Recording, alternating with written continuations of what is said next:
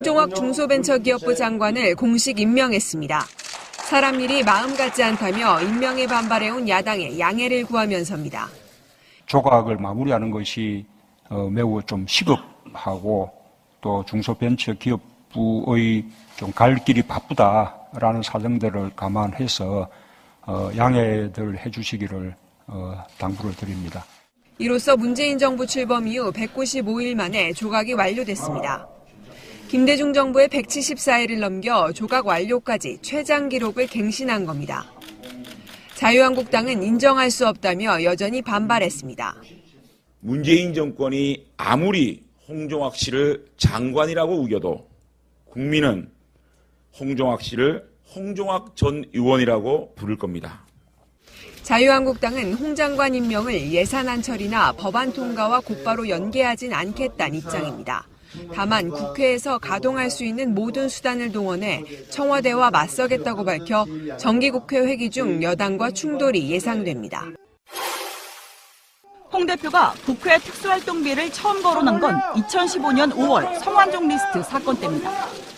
검찰이 홍 대표의 계좌에 담긴 1억여 원에 대해 성완종 전 경남기업 회장으로부터 받았는지 여부를 수사하자 특수활동비를 아내에게 돈 낸 것이라고 해명한 겁니다.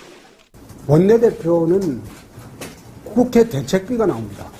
내 활동비 중에서 남은 돈은 내 집 생활비로 줄 수 있습니다.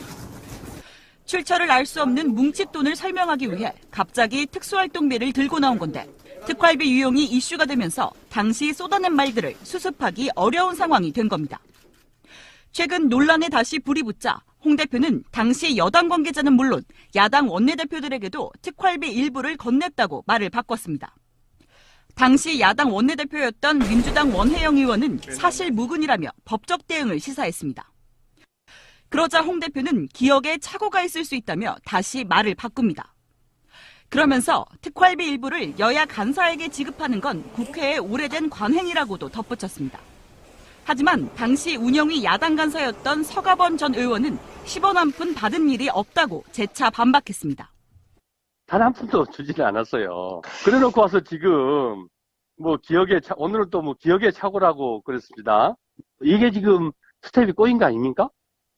특활비 유용 논란을 피하기 위해 말을 바꿀 때마다 계속 사실과 다른 것으로 확인되면서 논란은 커지고 있습니다. 이병기 전 국가정보원장은 2015년 2월 국정원장직에서 물러나 박근혜 전 대통령 비서실장으로 자리를 옮겼습니다. 후임에는 이병호 원장이 임명돼 지난 5월까지 재직했습니다. 그런데 두 사람이 전현직 국정원장 신분으로 만난 자리에서 국정원의 특수활동비 상납을 공유했던 걸로 알려졌습니다. 법조계에 따르면 이병기 당시 비서실장이 이병호 당시 국정원장에게 잘 가고 있습니까? 여전히라며 국정원 특활비의 상납에 대해 묻습니다. 그러면 이병호 전 원장은 그렇다며 특활비가 잘 전달되고 있다는 취지의 답을 했다는 겁니다. 특활비 상납에 대해 전현직 원장들이 인지하고 제대로 이루어졌는지를 서로 확인했다고 볼 수 있는 정황입니다. 특히 두 사람은 이헌수 당시 기획조정실장의 배달 사고 가능성이나 신임할 수 있는지 여부도 서로 대화를 통해 확인한 것으로 알려졌습니다. 검찰은 이병기, 이병호 두 전 원장들이 상납 사실을 공유하게 된 경위와 각자의 상납 목적에 대한 조사도 벌이고 있습니다. 숨쉬는 것도 정치다. 오늘은 아주 특별한 시간에 방송하고 있습니다. 일요일 날 방송 아니고 오늘은 화요일 날 방송하겠습니다. 그 이유는 이따가 다시 설명드릴게요. 자, 나오신 분들 소개해드리겠습니다. 자, 김민석 민주연구원장님. 안녕하세요. 그리고 영어를 굉장히 하실 것 같은 미국 다녀오신. 하이. 저건 통역 안 해도 될 것 같아요. 저는 오늘 통역해야 되나 긴장하고 있었는데. 이름도 안 나갔어요. 김현 더불어민주당 대변인님. 네, 김현입니다. 미국 다녀오셔서 지금 상당히 지금 혀가 꼬부라지신 느낌. 졸리네요, 지금. 아직도요? 제가 이제 미국은 11년 만에 간 거예요. 2006년도 1박 3일로 노무현 대통령 모시고 춘추관장 재직 시절에 갔던 것 이후로는 11년 만에 간 것 같거든요. 기억이 없어요. 공적인 일로요. 근데 4박 6일이었잖아요, 저희가.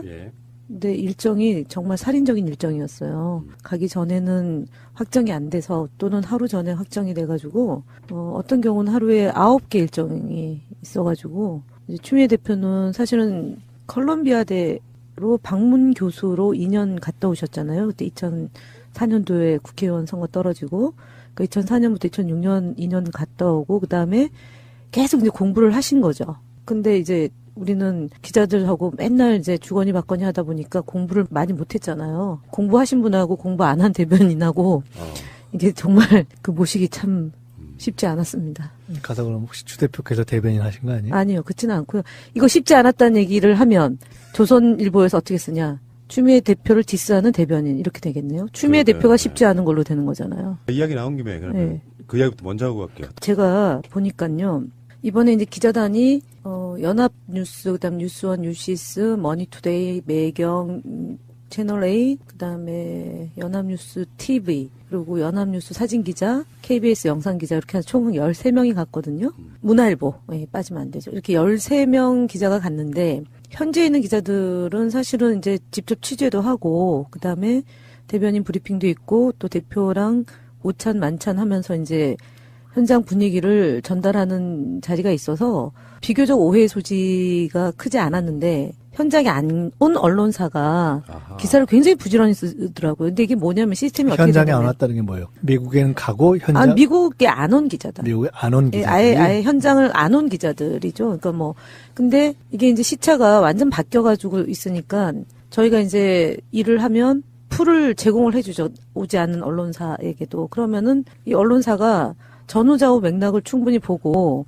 기사를 쓰면은 그런 기사가 안 나오는데 첫 번째 기사 중에 하나가 처음 가본 추미애 대표 뭐 이렇게 리드를 했어요. 제목을. 그래서 제가 아까 얘기했는데. 그러니까 진짜 악의적이더만요. 그런데 저도 그거 봤어요. 그게 그거하고 그다음에 북핵 특사로 2003년도에 노무현 대통령 인수위 때 다녀오셨어요. 보니까 저도 그거를 요번에 가서 이제 얘기를 나누다 보니까 알게 된 북핵 건데. 특사로? 예, 미국에 다녀오셨더라고요. 북핵 미국에, 특사로. 예, 미국에. 예. 그러고 나서 아까 말씀 2004년도부터 6년도까지 컬럼비아대 겸임교수로 가서 공부하고 오고 그다음에 외통위도 하고 그다음에 그런 저런 이제 학자들과의 그런 교류를 계속 거죠? 하고 있었던 거예요. 그러니까 꽤 3년 가량 이제 진행이 쭉 된 거잖아요. 그러니까 지금도 뭐 CNN 뉴스를 계속 보고 그다음에 이제 영자신문이나 아니면 미국 언론을 직접 보고 코멘트를 하고 뭐 이런 게 있는데 어쨌든 그거 하고 두 번째는 FTA 문제하고 관련해가지고 가벼운 입 이렇게 이제 폐기했다라고 얘기를 하는데 폐기라는 거를 미국 조야나 미국 전문가들하고 회동할 때는 단 한 차를 꺼내지를 않았어요. 다만 기자들하고 그 점심 먹으면서 폐기를 할 거냐라는 질문에 웃으면서 제가 그 얘기를 할까요? 그래서 아예 하지 마세요. 그래서 안 한 거예요. 폐기라는 단어를 쓰지 않았어요. 그러니까 본인이 질문하고 기자들이 질문한 것에 대해서 웃으면서 이러이러한 어려움이 있으니까 이제 FTA 문제를 잘 종합적이고 전체적으로 다뤄야 된다라는 얘기를 하면서 농담한 거죠. 그 하겠다는 게 아니라 반어법을 썼는데 국내 언론에서는 가벼운 입 이렇게 이제 기사가 나가고 불안한 추 대표 이제 이러면서 기사가 나오니까 자유한국당에서 이제 수석 대변인이 무슨 구상 위치냐 이런 식으로 이제 논평을 하고 그래가지고 되게 이제 제가 그렇다고 미국에서 또 전화 요금을 들여가지고 한국의 언론사와 이렇게 항의하기도 그래서 그러고 말았는데 어쨌든 간에 통일에 대해서 이제 트럼프 대통령이 통일은 꼭 해야 되냐라는 질문이 있었다라는 얘기를 공항 귀빈실에서 대통령 출국하기 전에 이제 출영 인사 나갔을 때 문재인 대통령하고 한 5분에서 7분가량 이렇게 대화할 시간이 있는데 이러저런 얘기를 짧게 이제 했어요. 그러니까 워싱턴 포스트지하고 뉴욕타임즈하고 인터뷰하면서 그걸 소개를 했죠. 그 소개했던 얘기를 이제 그 기자들하고 만나서 얘기를 하고 그것이 이제 한국으로 전원이 됐는데 거기서 무슨 정상회담 중에 비공개된 부분을 대표가 오픈했다. 예교적 갈래에 벗어났다. 그 얘기를 또 썼잖아요. 그래서 아니 오픈하지 않은 것 중에 예를 들어 대통령이 이후에 이제 당대표나 주변 사람들한테 얘기를 하면 주변 분들은 아 이게 대통령이 그 외교 활동에 있어서 굉장히 노력을 많이 한 거고 트럼프 대통령하고 교감을 나누기 위한 노력의 일환이다. 그럼 그거는 푸는 거죠. 네. 예. 뭐 국익에 손상이 가는 것도 아니고 두 분의 공감대를 넓히는 차원의 얘기이기 때문에. 근데 이걸 갖고 마치 당대표가 하지 않아야 될 일을 한 것이냐, 이제 언론에서 보도를 한 걸 보면서 참 그랬어요.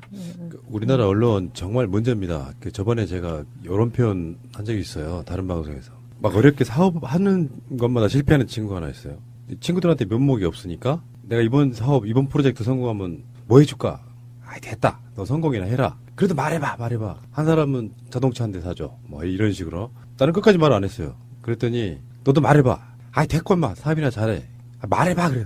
현금으로 1억 줘. 이렇게 됐거든요. 1억 정탁한 거야. 근데 나중에 돌아가는 소문은 그거야. 내가 그 친구한테 1억 달라고 했대.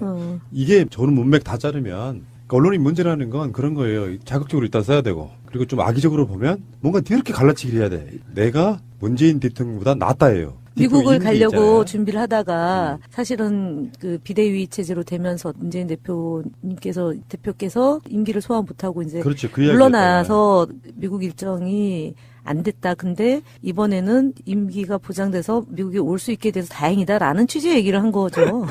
나 미국 갔다 이거네.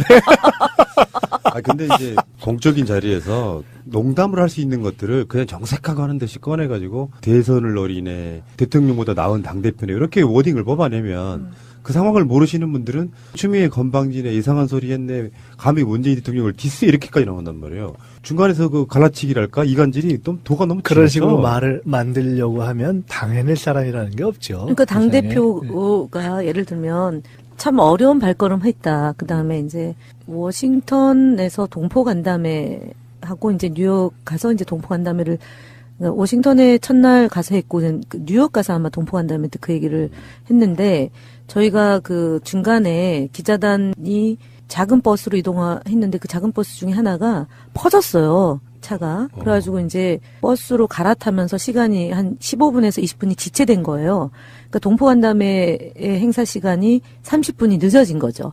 그러다 보니까 그 동포간담회에 오신 분들한테 미안하고 그래서 사전에 질문지를 받아서 대표가 이제 충실하게 답변을 하자라는 취지로 이제 답변하다가 나온 얘기거든요. 예를 들어서 다음 대통령 꿈 있으시냐, 나 출마하셔라, 출마하실 의향이 있으시냐, 이런 얘기가 그 안에 있었나 봐요. 뉴욕 동포간담회에 오신 그 동포들 중에. 그래서 대표가 웃으면서, 아유, 왜 저를 펌프질을 하십니까? 라고 얘기를 했는데, 이제 펌프질을 당하는 척 하면서 본인이 출마하겠다는 의지를 피력했다, 이렇게 또 쓴 거잖아요. 아이고. 그래서 제가 대표님한테는 이동하면서 그랬어요. 대표님이 솔직하게 얘기하는 거는 솔직하게 그런 분들이 얘기하는 것에 답변하는, 그러니까 성실하게 답변하는 거는 좋지만 왜곡시킬 수 있는 주변의 조건이 너무 많아서 그런 얘기 나오면 그냥 이제 다 답변하실 필요는 없다. 없는데 그게 이제 조금 오래 기다리게 한 게 미안하고 멀리서 오신 분들에 대한 죄송함이니까 답변하다 보니까 이제 그렇게 된 거고, 또 하나는 이제 우리가 이렇게 선이라는 말이 참 쓰기가 뭐한데 좀 그런 것 같아요. 보면 현장에 있으면 현장 분위기를 아는 사람들은 기사를 안 쓰거든요. 언론인들도 그렇고 어떤 맥락과 흐름인 걸 알잖아요. 근데 아까 말씀드렸던 것처럼 아예 현장에 없는 사람들이 그 텍스트만 보고 거기서 이제 자극적인 말을 뽑아가지고 제목화해가지고 짜집기 해서 앞뒤를 막 섞어가지고 이제 믹싱해가지고 맞습니다. 기사를 쓰는 거예요. 그래서 야 정말 참담하다. 신임 대통령이 한 1, 2년쯤 지날 때까지는 보통 웬만한 정치권 인사들한테 대권 이야기 안 물어보는 게 정상이잖아요. 황당할 때가 많잖아요. 아니, 그런데다가 저는 사실은 또 간 기자들하고 같이 저녁도 먹고 이렇게 저렇게 이제 소위 백브리핑이라고 얘기하잖아요. 그러니까 이제 이런 일도 있었고 저런 일도 있었고 이제 하다 보면 이제 잠을 더 적게 자거든요. 4박 6일 중에. 그러고 나서 신문에 보도된 내용을 검색해서 쭉 보다 보면 내가 뭐 하러. 자괴감이 들어요? 자괴감이 들죠. 자, 이제 부정적인 이야기는 했으니까 잠시 후에 여당 대표가 외국에 나가는 경우가 그렇게 많지는 않죠. 평상시 때. 저희가 이제 쭉 보니까 지난 1996년도에 김대중 대통령이 총재 시절, 그 당대표 시절에 미국을 다녀오셨어요. 그러니까 21년 만에 이제 추미애 대표가 미국 당대표로 간 거죠. 96년. 네. 제가 또 기사 쓸 수 있게 한번 그걸 말을 바꿔서 설명해 볼까요? 김대중 대통령께서 야당 총재 시절 대선 후보가 되기 전에 미국을 다녀오셨다. 그러니까 대선 플랜의 일환으로 갔다 오셨 거예요. 그때 그랬다고요. 김대중 대통령의 야당 시절 대선 플랜을 20년 만에 재시도하다. 이렇게 지금 그렇게 설명하면 이제 아까 그런 기사는 그렇게 쓰는 거예요. 근데 질문이 뭐가 있냐면 저번에 독일도 한번 갔잖아요. 근데 그거는 정부와 여당을 대표해서 간 사절단으로 다녀오신 거죠. 다른 거죠. 그럼 지금 미국 방문은 청와대형 조율이 있었던 거예요? 아니면은 민주당 차원의 단독의 어떤 행사입니까? 제가 알기로는요, 이제 지난해 당대표가 되고 나서 야당 대표 시절에 미국을 방문할 계획을 잡았었어요.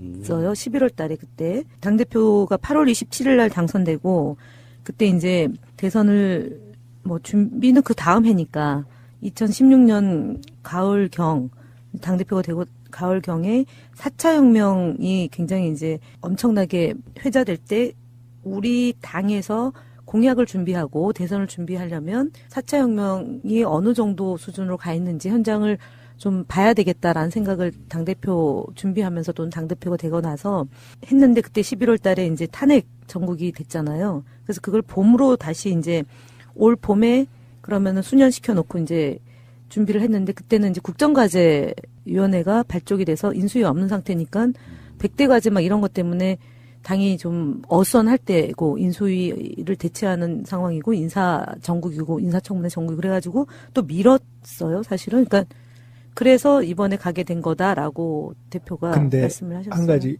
확인 겸. 그러면 열린우리당 시절에는 당시 당대표가 미국을 간 적이 한 번도 없어요. 없네요. 네. 그러니까 오히려 그게 비정상이었던 당의 상황을 반영하는 거라고 봐야 되죠. 7개월에서 정상적인 상황이면 그렇죠. 계속 그때는 당대표가 바뀌었으니까. 7개월에서 8개월마다 당대표가 바뀌고 비대위 체제가 되면서 안 됐던 거고 그러고는 이제 야당으로 저희가 9년 있으니까 민주당 계열의 정당의 당대표가 정상적인 당대표로서의 어떤 그런 정당 외교를 20년 동안 안 할 만큼. 그러니까 미국을 못 간 거죠. 중국이나 일본은 어쨌든 그 대표적인 다녀왔는데. 국가니까 예, 미국의 예. 정상적인 그런 예를 들어 미국 방문 외교를 못 할 만큼 당이 안정되지 어수선했던 않았던 거죠. 것이고 예.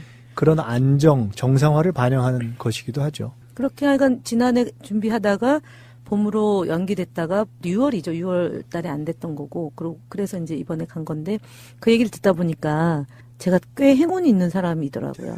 제가 대변인 아닐 때 시도한 건 안 됐고 제가 대변인 되고 나서 제가 모시고 다녀온 거예요. 제가 왜곡시킬게요. 왜곡을. 이게 다 이번 방미는 김현 대변인 덕분에 된 것이다. 헤드라인 나왔네. 그러면은 추미애 디스한 김현? 그 기사를 만들어가지고 바로 추 그러니까요. 대표님한테 이제 갖고 가야지 우리가. 그러니까 이제 김현 당대표 욕심 있어. 이렇게 된단 말이에요. 야, 참. 부정하지 않아. 지금 웃음으로 웃으면서 얼버무려. NCND. 에이, 참. 거기에 맞장구 치는 예. 김민석 원장. 다음 지도부에 어떻게 좀 살아남아 보려고. 모종의 협약이 있어. 딜, 윈윈 이런 거죠. 제발 그러지 말았으면 좋겠어요. 상당히 충분히 물어보고도 얘기할 수 있는 거고, 근데 그거를 악의적으로 이제 페이지 뷰, 클릭, 이런 거 높이려는 의도에서 더 세게 쓰려고 하는 그게 이제 취재 인력도 없는 인터넷 언론사들은 그렇다 치더라도 메이저 언론이라고 하는 데서 그러면 안 되는 거죠. 근데 지금 자꾸 처음에는 잘못된 기사 얘기하고 두 번째는 지금 얼마나 오랜만에 가느냐 계속 지금 변방 얘기를 도는데. 네, 알겠습니다. 근데 사실은 왜 갖고 어떤 얘기를 맞아요. 했느냐 하는 거는 지금 잘못돼서 우리가 조금 기분 나쁘게 읽혀지는 그 기사의 내용들이나 제목들을 잘 보기만 해도 이게 충분히 이런 얘기가 나올 수 있었겠구나. 그 맥락을 우리가 상상해 본다면 그럴 정도의 얘기들이 오갔다고 봐야죠. 그럼 일단 FTA 이야기가 나온 건데 가장 미국 방문 목적의 첫 번째는 뭐라고 볼 수 있어요? 일단은 한미 동맹이 굳건하다라는 점을 확인하는 과정으로 일단 잡고요. 두 번째는 북핵 문제 때문에 어쨌든 경색되어 있는 상황에서 이 문제는 남북 문제는 평화적으로 해결해야 된다라는 것이 우리 집권 여당인 더불어민주당의 헛거부동한 생각이고 그 생각을 우리는 전하고 그래서 어떻게 생각하는지 확인하는 과정이 필요했던 거고요. 세 번째는 한미 FTA에 대해서 지금 어쨌든 그 뜨거운 이슈 중에 하나인데 정부 차원에서 얘기할 수 있는 내용과 정당이 얘기할 수 있는 내용의 차이점이 분명히 존재한다. 그래서 우리는 더불어민주당은 한미 FTA를 이렇게 바라보고 있고 미국에서 우리를 너무 옥죄지 말았으면 좋겠다. 우리의 뜻은 이렇게 완강하다라는 점을 좀 확인시켜주겠다라는 게 있고요. 네 번째는 평창 동계올림픽 성공적인 완수를 위해서 유엔에서 우리가 기자회견을 하고 그거를 좀 그 전 세계에 동의를 확산시키는 홍보활동 및 북한이 꼭 참여해달라. 유엔이라는 기구가 그 권한이 있는 거 아닙니까? 그래서 북한이 참여를 해주기를 촉구하는 그것이 앞서 얘기했던 그 한미 동맹의 굳건함과 북핵 문제를 평화적으로 해결해서 한반도의 긴장을 완화시켜고 전 세계 평화에 기여하겠다라는 그 생각이 평창 동계올림픽으로 확인하는 과정이 필요하다라고 해서 이제 그 네 가지고 마지막으로는 그동안 이제 뭐 대통령께서도 미국 방문 2번 했지만 특히 이제 정당에서 이번 정부를 만들어주는 데 있어서 앞장섰던 해외 교포, 특히 뉴욕이나 워싱턴 등 미국에서 활동하고 그동안 뭐 세월호 문제나 아니면은 정권 교체의 일익을 담당하고 큰 역할을 해주신 우리 동포나 그다음에 특히 더불어민주당에 소속되어 있는 그 분들에게 감사 인사를 하고 이제 그분들의 요청과 요구되는 사항을 좀 점검하자라는 취지로 다녀왔습니다. 지금 말씀을 다 말씀하셨는데 그거를 한마디로 정리한다면은 이거 정리해 볼 필요가 있어요. 왜냐면 정당이 정부 여당이긴 하지만 여당 즉 정당이 정부 또는 대통령과 한 목소리 한 길이지만 약간 다른 결로 자기 외교를 해줄 필요가 존재하는 거예요. 아하. 지금 그렇기 때문에 같다라는 말씀이 다 설명이 된 거예요. 왜냐하면 정부와 대통령은 실행자이자 직접 협상자이고 조정자이지만 정당은 국익에 대한 주장을 비교적 여과 없이 상대의 듣는 소리를 조금 신경 쓰지 않고 있는 그대로 이렇게 풀텍스트로 전달해 줄 필요가 하나 있잖아요. 그게 굉장히 중요하잖아요. 그러니까 한미동맹도 그렇고 남북관계도 그렇고 FTA도 그렇고 또 한편으로는 정당이라는 입장에서 볼 때 홍준표 대표 자한당이 가서 정치권의 소리라고 하면서 이상한 소리를 하고 온 것들이 있잖아요. 그 부분도 정리해 줄 필요가 있잖아요. 그리고 세 번째가 지금 그곳에 있는 우리 교민들에 대해서 이야기를 또 하고 올 필요가 있잖아요. 그거 굉장히 중요한 얘기잖아요. 그러니까 조금 다른 거죠. 그러니까 그리고 또 한편으로는 그냥 다른 얘기일 뿐만 아니라 FTA 문제만 놓고 봐도 그렇게 조금 결이 다른 것 같은 이야기를 하는 것이 사실은 정부와 대통령이 일을 하는데 도움이 되는 전략적인 지원의 측면이 있는 것이기 때문에 더구나 미국은 의회주의 국가 아닙니까? 그러니까 의회와 정당들은 이런 생각을 가지고 있다라는 얘기를 하는 것이 어떻게 보면 상당히 다른 무게로 그쪽 정치권에. 홍준표도 미국에 뭐 여기저기 돌아다니면서 전술핵이네 뭐네 그러고 돌아왔잖아요. 그렇군요. 그러니까 행정부의 대통령하고 입법부의 여당의 대표하고는 약간 상당히 많이 다른 게 분명히 있었네요. 그게 그렇게 해야 될 어떤 역할이라는 게 있군요. 근데 뭐 이제 그렇게 저렇게 해서 이제 뭐 4박 6일이요? 네. 4박 6일 다녀오셨는데 뭐 성과는 어느 정도 있었습니까? 우리가 한국에서 미국 조야에 대한 걱정, 미국이 한국을 굉장히 이제 뭐 유기가 있는 것처럼 보거나 아니면은 미국 내 정치인들이 한반도 문제를 바라보는 시각이 불안해하는 것 아니겠느냐라는 우려를 갖고 갔는데 실제로 공화당이나 아니면은 민주당에 관계되어 있는 분들은 한결같이 평화적 해결을 해야 된다. 한반도 문제는 평화적으로 해결해야 된다는 거 하나하고 두 번째 FTA 문제 관련해서 오히려 이제 정치인들은 왜 이 시기에 그 FTA 문제를 다뤄서 한국을 어렵게 하느냐. 문재인 정부를 좀 많이 지원해주고 지지해줘야 되는데 트럼프 대통령의 그 FTA 그 협상을 촉발시켜내는 것은 반대한다라는 얘기를 이제 펠로시 민주당 원내대표죠. 그분이 이제 그런 얘기 했고 공화당의 의장 역시도 한국의 입장을 존중한다라는 얘기를 했어요. 그래서 결과론적으로 보면 공화당이나 민주당이나 의회에 활동하는 분들은 한국의 지금 현재 앞서 얘기했던 평화적 해결, 한미 FTA를 윈윈하는 관점으로 문제를 풀어야 된다라는 점에 대해서는 좀 한결같다라는 느낌을 받았고요. 한편으로 이제 소위 트럼프 정부에서 그 협상을 담당하는 주체들 또는 이제 사업 쪽에 관련성을 맺고 있는 사람들 같은 경우는 우리는 좀 지역적인 문제라고 생각했던 자동차 부품 문제 있지 않습니까? 그걸 굉장히 집요하게 관심을 갖고 보고 있고 우리가 생각하는 것 이상으로 그 문제에 천착하고 있다라는 점을 갖고 왔어요. 그래서 대표가 처음에는 사실은 정치인들 만났을 때는 크게 그닥 문제가 안 됐는데 앞서 얘기했던 뭐 상무장관이나 무역 대표부나 뭐 국가경제위원회 쪽 관계에 있는 사람들은 그 문제예요. 그 문제, 자동차 문제를 가지고, 그러니까 FTA와 무기 구입은 별개다. 그다음에 FTA와 관련해서 미국의 무역 적자와 관련해서 한국만 문제가 아니라 뭐 멕시코니 뭐 중국이니 일본이 다 문제지만 그래서 우리가 이걸 바로 잡아야 되는 거고 특히 한국이 빨리 이걸 협조했으면 좋겠다라는 취지를 얘기를 해서 그러면은 우리 미국도 불리한 게 많은데 미국만 불리한 걸 강조하면 그럼 우리가 뭐가 되냐. 특히 우리는 농수산물 개방에 대해서 국회에서 인준하기 어려운 문제다. 그러면 굉장히 오랫동안 시간이 끌게 될 것이고 그렇기 때문에 이 문제는 종합적이고 전체적으로 봐야 될 사안이다라고 가는 곳마다 얘기했어요. 그런데 이제 문제가 됐던 그러니까 뭐 언론에서 약간 문제를 삼았던 말이 안 통한다는 얘기가 트럼프 정부 안에 아까 얘기했던 자동차 부품 문제와 관련해서 또는 세탁기 문제, 뭐 세이프가든 지금 뭐 내일 발동한다는 거 아닙니까? 그런 문제만 본인들한테 불리한 문제만 부각시켜서 뭐 이 무역 적자를 해소하기 위해서 협조해 달라고 얘기하는 것 이런 게 말이 안 통하더라라는 얘기를 한 거죠. 근데 어쨌든 간에 종합해 놓고 보면 정치적인 사안에 대해서는 공화당이나 민주당이나 공이다. 저희 쪽 입장과 크게 다르지 않았고 우리가 생각하는 것보다 훨씬 더 전향적이었다는 거고요. 그 이제 무역 쪽에 관련성을 맺고 있는 사람들, 특히 트럼프 정부와 하에서 일하고 있는 분들은 완강하다. 왜냐면은 뭐 선거를 앞두고 있고 그다음에 트럼프 대통령의 공약 사항이기 때문에 관철시켜야 된다라는 의지가 꽤 강하더라. 그래서 우리 의지도 강하다. 우리도 윈윈으로 가야 된다. 미국과 한국의 FTA는 윈윈으로 가야지 미국만의 그 이익을 우리가 할 수는 없다. 이 얘기를 많이 하고 왔고 그건 굉장히 성과 있게 했다고 평가할 수 있을 것 같습니다. 이게 그렇습니다. 그 미국이 세계의 경찰 국가 이 노릇 하려고 보면서 무기나 이런 걸 개발하면서 나머지 일반적인 산업들이 너무 뒤처진 측면이 없지 않아 있어요. 미국을 대표할 만한 산업이 뭐 얼마나 있습니까? FTA를 한다고 해서 이게 우리가 그렇게 반대했던 FTA가 미국이 재협상하자고 나올 정도면은 미국의 제품의 경쟁력이 떨어진 거예요. 엄밀히 따지면 그게 그렇게 보는 게 맞고요. 자, 어쨌건 뭐 추미애 대표가 가서 이제 뭐 했던 이야기 중에는 뭐 그런 얘기가 나왔었잖아요. 그것도 이제 논란일 것 같은데 FTA 폐기할 수도 있다.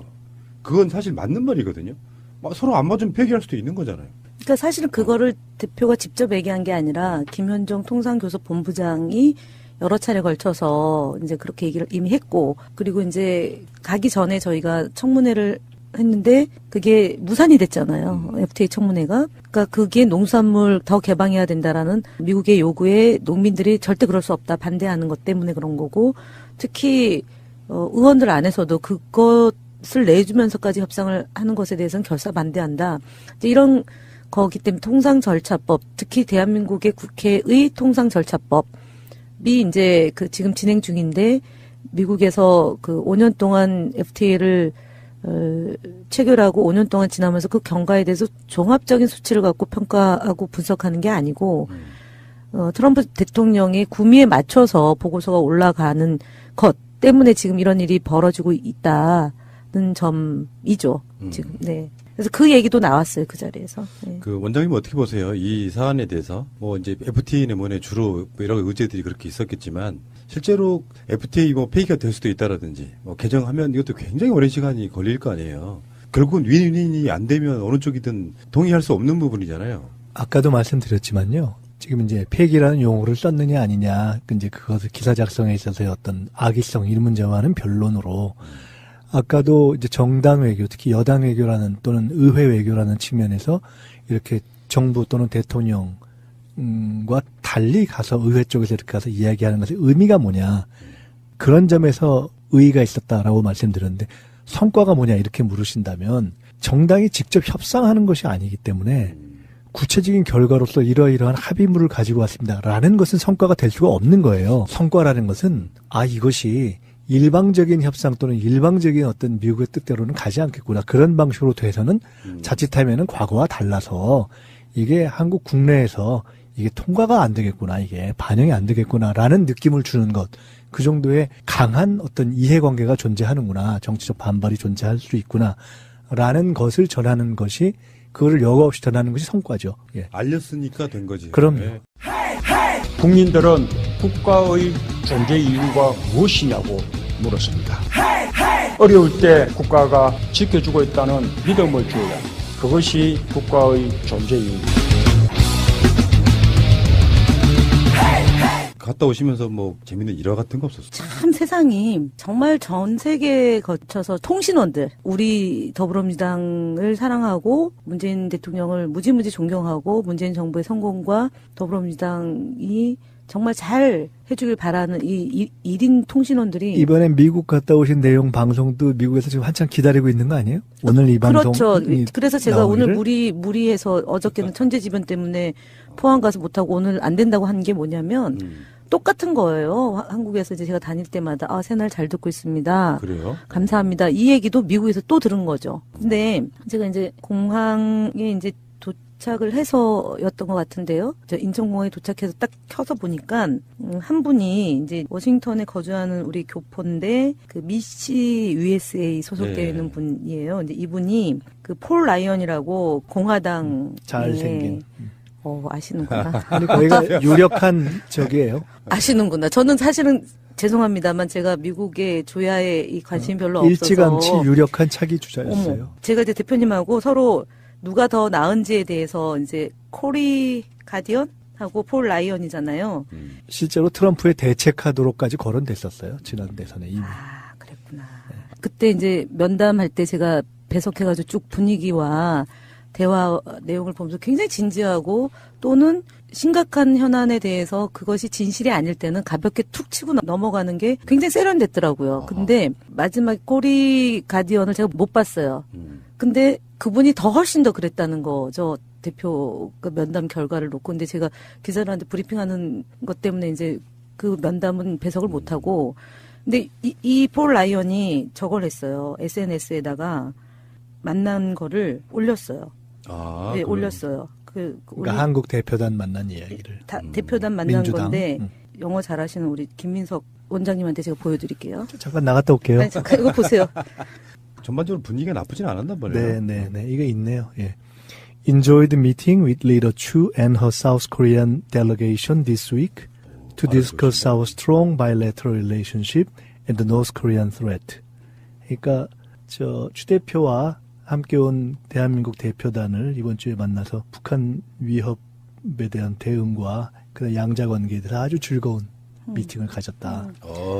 이거를 이제 올렸는데 사진을 2장을 올렸어요. 근데 한 장은 이제 자기가 잘 나온 인물이 잘 나온 사진, 그다음에 한 장은 추 대표 인물이 잘 나온 사진 2장을 올렸는데 재밌는 분이시네.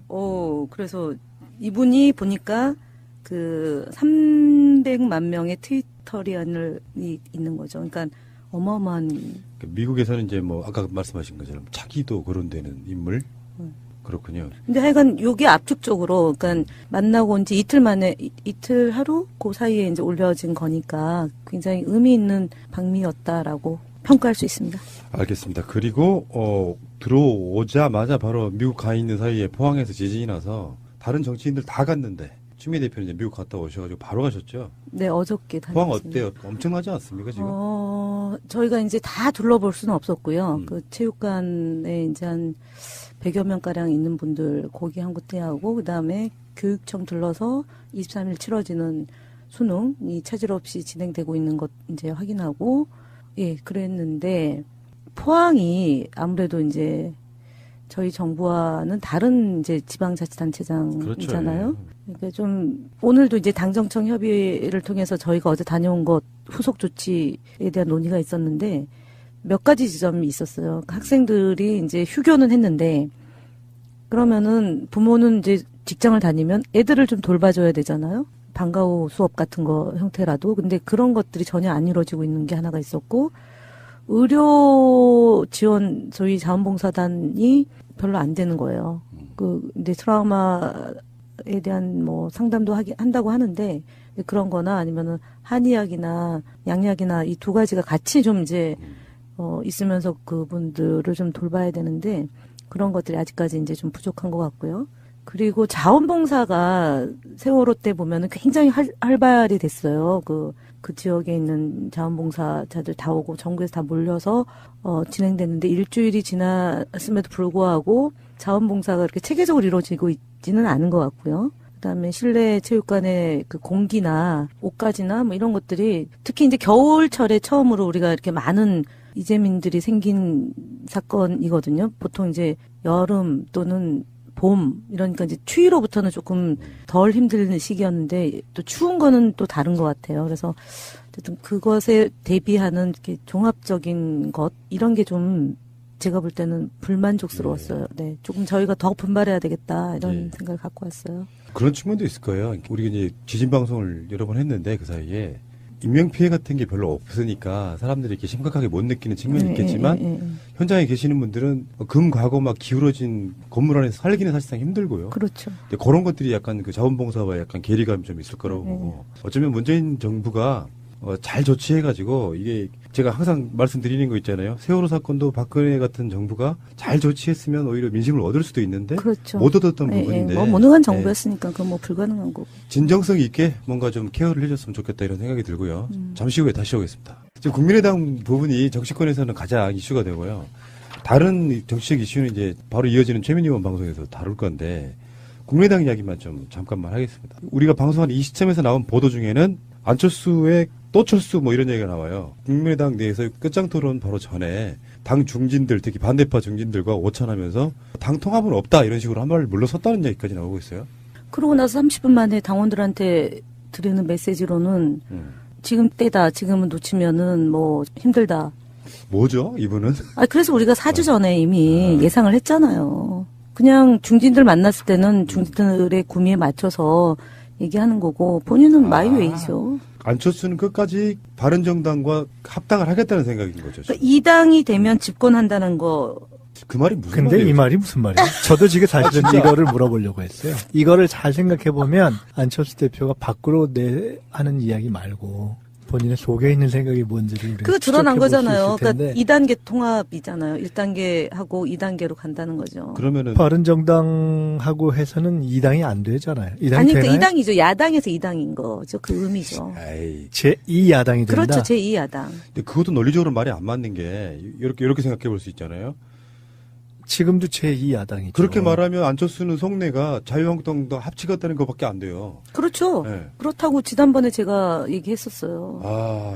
이거를 어떻게 말로 수습을 그러니까 할지 저는 모르겠지만. 그렇게 보는 편인데 전에부터 제가 방향은 이미 보수로 가는 걸 정하셨다 이렇게 했는데 근데 그러고도 사실은 조금 의문이 남아있는 것이 뭐 계산이 잘 안 되나 자유한국당하고 합치면 2당이 돼요? 1당이 돼요? 숫자로. 그래서 집권한다라는 게. 아니 거기까지 되면 2당이 돼요? 1당이 돼요? 숫자로만. 거대 1당이죠. 그러니까 제가 도대체 이 양반은 지금 계산을 본인이 이게 아니 거기서 이제 덧셈 뺄셈에 지금 아니 그런데 이제 일당이 안 되는 이유를 그거는 계산을 정확히 한 거죠. 그쯤 되면 또 떨어질 그렇죠. 것이다. 네. 그래서 지금 현재 바른당하고 국민의당이 일부가 합쳐서 이제 통합을 하면 궁극적으로 가려는 길은 우양우를 통해서 그러니까 지금 그렇죠. 이제 홍준표 대표의 거취가 불안정한 거잖아요, 지금. 그다음에 뭐 최경환 등 또 불안한 분들이 생겼잖아요. 그러면 일당의 가능성 지금 현재 단순한 수치로는 일당인데 그 안에 또 이제 삐져나가는 사람도 있을 거고 그렇게 되면 일당은 좀 어렵다라고 생각은 하는 것 같아요. 굉장히 현실적인 거죠. 하여간 두 가지는 생각할 수 있을 거예요. 이것을 보면 지금 생각하는 것처럼 바른정당까지만 가는 곳으로 문을 닫는 것이 아닌 길을 제가 생각하고 있다. 네. 두 번째로는 탈호남 우향우의 방향은 본인이 선택한다면 확고한. 2당이라고 표현한 거는 저는 집권 여당 다음을 얘기하는 것 같은 게 지금도 야당의 2당이잖아요. 국민의당이. 두 번째잖아요. 근데 지금 자유한국당과의 통합 합당은 너무 먼 길이고 그건 제가 봤을 때는 실현 가능성은 현재로는 20%도 안 되는 것처럼 그런데 자유한국당 빼고 하면 집권여당 다음에 3당이죠. 근데 이제 자유한국당이 분화된다고 보는 것 일정 같은데요. 부분을 쪼갤 수 있다고 보는 걸 거예요. 그래서 소위 친박이 못 버티고 나가거나 그런 상황이 생길 수 있기 때문에 또는 본인이 자유한국당하고 합당한다고 치면 반대 세력이 있을 거 아니에요. 자유한국당 안에. 그러면 이제 자유한국당이 쪼개지면 본인이 그 당에서 깃발을 딱 들고 당대표가 다시 되겠다. 굉장히 이분은 제가 볼 때는 친박과 친이 간의 싸움에서 양다리 전술을 지금 하는 것 같은데. 어쩌면 반대로 너무 순진한 거 아닐까요? 아니에요. 정치가 그렇게 만만한 게 아닌데. 근데 본인이 했던 대로 다 된 거거든요. 물론 본인이 얼마 전에 했던 그 워딩을 보면은 이제 한참 바른정당과의 연대가 막 수면에 올라올 때쯤 했던 말을 보면 본인 스스로 승부사라고 생각해요. 그럼요. 다 됐어요. 홀홀단신으로 시작했는데 정치를. 근데 2011년도에 이제 양보하면서 2012년도 대선 후보가 됐잖아요. 홀홀단신이었는데 정당의 대표가 됐죠. 지방선거를 본인 생각하기 승리로 이끌었죠. 그다음에 보궐선거 일부에서 승리했죠. 당의 대표가 됐었잖아요. 그러고 나서 2017년도에 대선 후보가 된 거 아닙니까? 2012년도는 대선 후보가 안 된 거지만 대선 후보까지 간 거잖아요. 그리고 그 당의 대표였다가 쫓겨났다가 다시 당대표가 된 거잖아요. 단독 김현 안철수 높이 평가해. 재미네 이 놀이. 높이 평가해야 돼요 지금. 근데 지금 우리들 입장에서 보면은 현실적으로 국민적 정서에서 안철수를 어떻게 보느냐가 중요하잖아요. 그러니까 내년에 그분은 내년이면 그야말로 끝나죠. 그러니까 그들만의 리그 속에서 보면 높게 보일 수 있는데 아니 안철수 대표의 머릿속으로 들어가면 본인이 대단하고 위대하다라는 얘기에 입증하는 거고. 다음 대선 주자는 본인밖에 없다고 생각하는 것 같아요. 보수 진영 안에서 중도 보수 안에는. 네. 근데 이제 문제는 좀 현실적으로 들어와 보면 지금 안철수가 뭐 오찬에서 뭐라고 자꾸 지금 우리 방송하는 시간에 끝장 토론이라는 걸 하고 있다고 하는데 뭐 보니까 당사 뭐 근방에서 피켓 시위도 하고 막 난리가 났대요. 아니 근데 2시부터 6시까지 끝장 토론한다는 거 아닙니까? 얼마 안 되네. 4시간이잖아요. 국회의원 40명이면 몇 분 할 수 있는 거예요? 거기는 끝장이 4시간인가 보죠. 그러니까. 4시간이면 왜 또 끝장이 사자예요, 죽을 사자. 예전에 그 모 방송사에서 밤샘 토론이라는 게 있었는데요. 지금 그렇게 안 하는데 그때는 결론 날 때까지 새벽 4시, 5시, 6시 했던 기억이 JTBC 나는데. 얘기하는 거죠. 지금도 그렇게 하는 거 아닌가요? 근데 너무 무리하다고 요즘에 끊더라고요. 한 2-3시간 만에. 그렇죠. 끊는데. 왜냐하면 지루하거든요. 근데 매번 지난 대선 때도 끝장 토론하자고 여러 차례 걸쳐서 이제 제안을 했던 거 아니에요? 야당의 후보들이. 근데 어쨌든 4시간 반에 끝장 토론하겠다라는 얘기는 이미 결과가 일정하게 정해지고 가는 거 아닌가요? 분화, 서로의 분열. 주장을 이제 선명하게 드러내기 위한 자안으로 수순발기, 보는 그죠? 거죠. 예. 네. 근데 그렇지만 이걸로 바로 결론으로서의 무슨 뭐 분당 뭐 이런 게 될 거라고 저는 보지는 않고요. 그렇지만 서로 상호 자기의 입장은 명확하게 밝혀서 처음부터 저희가 말씀드렸던 대로 이렇게 함께 다시 이렇게 정리하기 어려운 졸혼? 그런 단계로 들어가는 거 아닌가 싶어요. 사실은 안철수 대표가 새정치민주연합 만들 때 들어왔던 원상태로 돌아가는 과정이라고 보는 게 오히려 맞을 거 아니에요. 근데 이제 안철수가 잘못 생각하는 거는 이런 논란이 있을 때마다 호남을 포기하는 게 아니다 이런 식으로 이렇게 계속 저쪽을 달래가면서 중도 확장이라면 이렇게 이야기하고 있지만 이걸 뒤집어서 보면은 호남에서 받아들일 수 없는 것들이 일단 바른정당과의 통합인 거고 그쪽 중진들이 지금 보니까 그 박정천 이렇게 부르더라고요. 옛날에 천신정 이런 느낌처럼 박정천 이 세 사람의 중진들 이분들이 지금 평화개혁연대라는 어떤 통합체를 만들면 어쩌면 이게 취약으로 갈 경우에는 또 다른 신당의 태동에 있어서의 당명 모태가 될 정해졌네요. 거잖아요. 평화개혁당. 네, 굉장히 좀 어려워지는 부분인데 안철수 스타일이 저는 그 당을 망치고 있다고 생각하거든요. 뭐냐면은 탑다운 방식 이야기가 나오고 있는 게 뭐냐. 안철수하고 유승민하고 전격적으로 통합을 확정한 뒤에 결정했어. 따라와. 요 느낌으로 이야기할 거다라는 예측을 하고 있더라고요. 그러니까 그런 방식은 예전에는 통했잖아요. 종교들끼리는 만나가지고 3당 합당처럼. 당원의 여론 이런 것도 일단 근거로 제시하겠죠. 네. 이번에 여론조사 같은 걸 제시하긴 하더라고요. 근데 호남 쪽은 도저히 따라갈 수가 없을 거라고 저는 보거든요.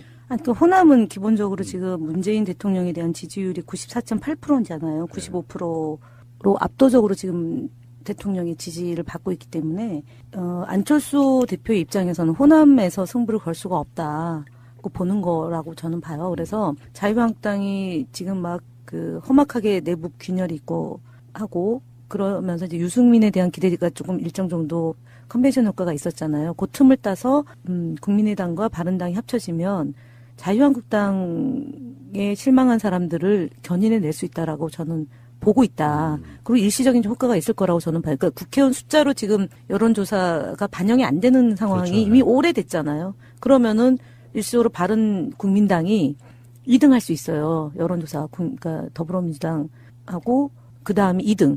바른 국민당. 국민바른당입니다. 국민 바른당입니다. 뭘로 봐도 숫자로 봐도 국민이 앞에 와야죠. 아니 국민이 바르다 이러면 좀 이상하고요. 바른 국민 계도해야 되거든. 우리 가르쳐야 되거든. 왜냐하면은 문재인 대통령을 지나치게 지지하는 거 이거 말이 안 된다. 그런 거 갖고 끝장 토론하지 마세요. 둘 중에 하나로 적당히 하세요. 그래서 바른 국민당이 2당이 되고 자유한국당이 3당이 되고 정의당이 4당, 바른개혁당이 5당 이렇게 되는 거죠. 그러니까 저 방송으로서는 재밌는 이야기를 해야 되니까 우리가 주제를 집어넣은 거지만 아웃 오브 안종이거든요. 그들이 그렇게 하고 있는 것은 사실은 원래 이유는 어쩔 수 없으니까 공여지책으로 하고 있는 거예요. 지금 국민의당이 뭐 종당 지지율이 막 꽤 높게 나오고 그러면 이런 식의 모사를 꾸밀 이유가 없잖아요. 국민의당 특히 안철수 대표는 이 지지율이 금방 꺼질 거다라고 봐요. 왜냐하면 이미 세상은 본인을 중심으로 돌고 있다. 본인이 계획대로 안 된 것이 없기 때문에 2023년이죠. 다음 대선이 2023년이잖아요. 그때는 본인이 대선 후보가 될 수 있다. 그리고 대통령이 된다라는 이게 딱 입력이 돼 있는 거거든요. 아까 이제 김혜현 대변인께서 속내를 드러나셔서 안철수 대표를 굉장히 높게 평가하셨는데, 그 속내를 드러냈다고 하면 안 되나? 아니 뭐 저는 있는 그대로. 분명한 거 하나는 안철수 대표의 여러 가지 정치 행보에서 자기 중심으로 판단한다. 노선이라든가 이런 것과 상관없이 지금까지 모든 것이. 근데 지금 중요한 것 하나는요. 저는 개인적으로 안철수 대표의 이번 여러 가지 무슨 뭐 끝장 토론, 뭐 개편 또는 저쪽의 이합집산을 둘러싼 행보에서 저는 도박을 할 가능성이 좀 더 높다고 봅니다. 당이 상당한 소리가 나고 심지어 상당한 이탈이든 어떻게 되더라도 지방선거뿐만 아니라 대선까지를 생각하고 본인이 대선 후보로 남는 그 구도를 생각할 때는 저는 지난번 국민의당 구도와 그 지지기반 구도에서 자기가 그 지지기반의 기초에서 세력을 유지하고 후보가 될 가능성은 없다고 판단할 거라고 봐요. 즉 이제는 더불어민주당 또는 문재인 정부, 문재인 대통령과 대척점이 서는 길로 확실하게 가서 소위 뭐 이러다가 호남이 이탈하는 거 아니냐, 개혁 세력의 상당 부분 이탈하는 거 아니냐, 그럼 그걸 띄고 다른 쪽에 가는 것이 낫다고 생각할 거라는 거죠. 네네. 그리고 그것은 어찌 보면 이제 MB가 뭐 MB 아바타 이런 얘기도 있지만은 후계자군 중에 하나로 생각했었다고 하는, 예를 들어 원래의 그 정치 구도 속으로 돌아가는 것이어도 그것을 지금 새롭게 개척하는 길을 가는 것이 나을 것이다. 확실하게 자기가 방해받지 않고. 그래서 이 과정은 이미 본인의 방향은 하여간 우향으로 정해졌다. 그 안철수가 본인 스스로에 대한 객관적인 평가가 안 되는 상황은, 예를 들어서 만약에 5년 후에 어떤 여러 험난한 길을 거쳐서 대통령이 된다고 하면 사실 결과론적으로 이 모든 길이 역행의 길이었고 승부사의 길이었을 거라고 보는데, 우리들 입장에서 보면은 국민적 정서와는 너무 동떨어지게 시건도 많이 하고요. 자기 말 많이 바꾸고. 한번 볼까요? 안철수의 그간 발언들. 야권 연대는 없다. 연대로는 패배주의적인 시각이다. 국민은 선거 승리만 목적으로 한 정치 세력 뒷거래를 본다. 정치공학적 선거 연대는 절대 없다. 자신의 힘을 믿지 않고 연대를 구걸한 정당이 승리한 역사는 없다. 아니 그 모든 것이 노선이나 철학에 기초한 건 아니잖아요. 과거의 새정치도 그렇고, 그러니까 일관되게 본인에게 유익하냐 아니냐를 갖고 판단하는 것이기 때문에 지금 가장 중요한 기준이 뭘까를 생각해 본다면 다음 후보로서 남을 수 있는 지지 기반과 세력 쪽으로 성패와는 상관없습니다. 가능성이 있는 쪽으로 이동을 하지 않겠는가. 그러니까 이제 정치의 흐름을 보면 여권이 이제 집권한 정당으로 이렇게 힘쏠 힘이 형성되는 것, 가치나 노선의 철학 없이요. 그게 이제 3당 합당이었던 거잖아요. 그렇죠. YS가. 그거는 이제 여권으로 가면서 대통령 후보가 돼서 승산 있는 싸움에 이제 도박을 해서 이제 결국은 기왕했던 대통령이 된 건데, 지금처럼 안철수 대표가 야권의 이제 이합 집산을 통해서 본인이 뭔가 이제 깃발을 들어서 대표가 돼서 대통령이 되겠다라는 이 구도가 대선 앞두고 1년 전이라면 저는 가능성이 그래도 뭐 0.1%는 있는데, 지금은 험난한 게 지방선거하고 총선이 앞당겨 있는데 지방선거를 앞두고 정계 입편한단 말이에요. 되게 웃기잖아요, 이게 지금. 그러니까 이제 답이 안 나오는 건데, 이렇게까지도 볼 수 있겠죠. 국민의당 내에 소위 호남 그룹이 있고 비호남 그룹이 있잖아요. 근데 극단적으로 얘기하면 호남 또는 비호남 어디서도 국민의당이 의미 있는 이 선거에 승리를 할 가능성이 없을 뿐 아니라, 그런데 호남에서 승리를 일부 한다고 하더라도 자기 살이 안 된다고 생각할 거예요. 그래서 비호남에서 어떻게든 살아남아야 된다고 보는데, 물론 그건 안 됩니다. 안 되지만 부장님, 그 길을 갈 거라는 거죠. 딱 불현듯 생각난 게 하나 있어요. 지금은 국민의당 혼자 대표잖아요. 그 지방선거를 치르면 본인 책임으로 다 정리가 되잖아요. 근데 통합하면 두 대표 체제잖아요. 유승민하고? 예, 그러면은 내 책임이 아닐 수도 있잖아요. 아니 뭐 그렇게 그건 어차피 둘 다의 책임이 되기 아니, 때문에 그러니까 어차피 흔들리는 건데. 또 살아날 수 있는 가능성이 있는 거예요. 2분의 1 책임이니까. 내지는 그 전에 지방선거 전에 2차 소위 말하는 2차 통합 있지 않습니까? 1차는 바른정당과 국민의당하고 지방선거 앞두고 자유한국당하고 다시 지방선거를 하는 거죠. 앞두고 자유한국당까지 염두에 둔 연대는 2차로 반드시 시도가 될 거예요. 연대가 아니라 통합. 그러니까 뭐 연대든 통합이든 시도를 할 거예요. 그때 자신의 지지 기반을 어디에 만들어 놓느냐. 아니, 그건 이미 정리가 된 이동을 거고. 시작한 거죠. 근데 한국 정당사에 뭐 나쁜 의미가 아니고 좋은 의미에서 기본 베이스가 되는 지지 기반 또는 지지 지역 없이 성공한 사례가 있었습니까? 정당이? 지지 기반 없이요? 지지 세력 없이요? 네. 그러니까 선거에서? 지역, 정확히 말하면 지역이라고 보는 게 맞겠죠. 선거에서요? 특정 정당이 없죠. 거의 없죠. 그러니까 지역 기반과 소위 지역 기반이라는 세력이라고 얘기하는 거고 거기에 대선 후보군이 있을 때 승리하고 그것이 없을 때는 선거에서 별로 성과를 못 내는 거죠. 저는 이제 객관적으로 한번 예상을 해봐요. 그러니까 내가 국민의당도 가본 적 없고 더불어민주당도 가본 적 없으니 객관적으로 얘기할 수 있는데 안철수는 좀 소위 말해서 있잖아요. 좀 다른 어떤 분들 온라인상에 보면은 굉장히 모욕적인 정도로 별명이 하나 붙어 있어요. 오락가락 하신다 이거예요. 안 땡땡 뭐 이렇게 부르는 호칭이 있는데 그만큼 자기 중심도 없고 우리가 보기엔 그래요. 왔다 갔다 하고 이상한 고집을 부리고 근데 만약 유승민하고 같이 공동대표 한다고 보면은 훨씬 유승민이 합리적인 사람으로 보입니다. 어떤 그런 상황에서 안철수가 유승민을 이기고 살아남는 건 사실 전 불가능해요. 아니 그래서 그땐 이렇게 되는 거죠. 이제 안철수는 지금 안철수 대표는 모든 세상이 본인을 중심으로 움직이잖아요. 그러면 딱 하나 있어요. 유승민하고 같은 정당에서 일을 하다 보니 유승민은 합리적이고 본인은 덜 합리적이잖아요. 근데 내가 덜 합리적인 게 아니라 유승민이 지나치게 더불어민주당을 이해하는 사람이 되는 거죠. 그래서 이 사람하고 같이 할 수 없다. 그래서 자유한국당이 훨씬 더 문재인 정부와 각을 세운 정부고 내가 생각하는 궁극적 그 문재인 정부의 패단을 극복하고 적폐청산만 하는 이 정부의 들러리선은 유승민 대표와는 같이 할 수 없다. 결별 선언하고 몇 명 데리고 다시 가는 거죠. 그러니까 지금 오늘 방송의 나름대로 결론은 안철수는 목표가 자유한국당과의 합당이다. 이렇게 그렇죠. 되겠죠. 일당이 되는 게 최종 목표다. 목표는. 야당에서 일당이 되는 게 목표다. 일당의 대표가 되는 게 목표다. 보수 대표 후보.